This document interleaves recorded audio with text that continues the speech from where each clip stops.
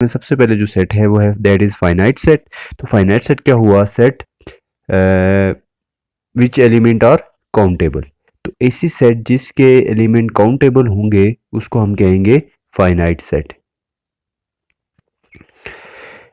Countable से मतलब मैं एक सेट लिखता हूँ जैसे 1 2 3, तो 1 2 3 तो इसके 3 एलिमेंट हैं, तो इनके एलिमेंट को अगर मैं गिन सकता हूँ तो ये काउंटेबल होगा। सेकंड है इनफाइनाइट सेट, और set which element are uncountable, a set which element are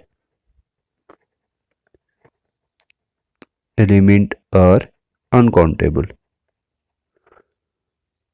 तो ऐसी सेट जिसके एलिमेंट अनकाउंटेबल हों उसको कहते हैं अब इनफाइनाइट सेट। एग्जांपल में लिखता हूँ, मैं कहता हूँ सेट ऑफ इवन नंबर। तो इवन नंबर की सेट शुरू होती है 2 से 2 4 6 सो ऑन जाती है, तो इसके एलिमेंट को मैं काउंट नहीं कर सकता, तो इसलिए इसको कहते हैं इनफाइनाइट सेट। अब अब जाते हैं हम डिसजॉइंट सेट की तरफ। तो डिसजॉइंट सेट क्या ऐसी सेट होती है, या सेट टू सेट, दो सेट को हम डिसजॉइंट उस वक्त कहते हैं, डिसजॉइंट का मतलब होता है मुख्तलिफ। तो टू सेट और said to be disjoint, said to be disjoint if they have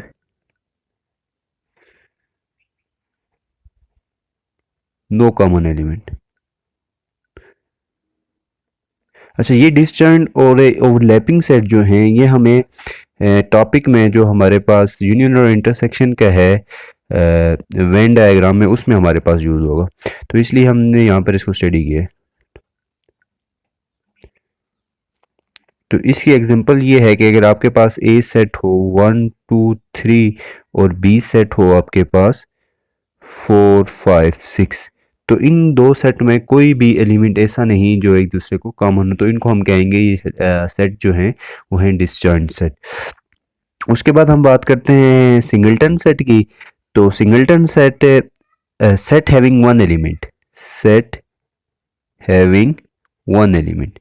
तो ऐसी सेट जिसमें सिर्फ एक ही एलिमेंट हो उसको हम कहते हैं सिंगलटन सेट।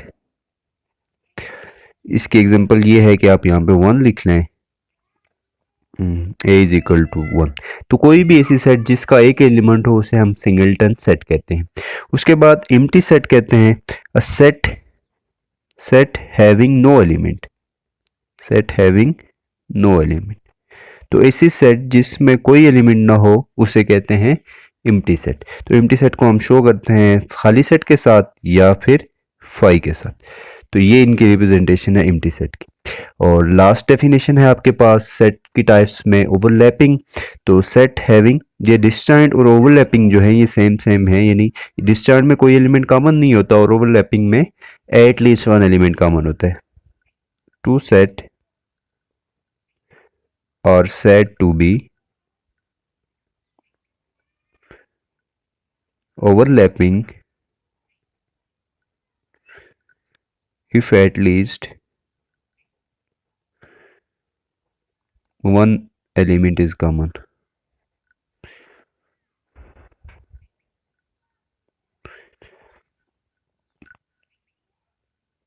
कॉमन। अच्छा, इसमें एग्जांपल देख लें एग्जांपल में देखें 1 2 3, सिंपल एग्जांपल दे रहा हूँ ताकि आपको बात समझ आए। बी में लिखता हूँ 3 4 5, 3 4 5।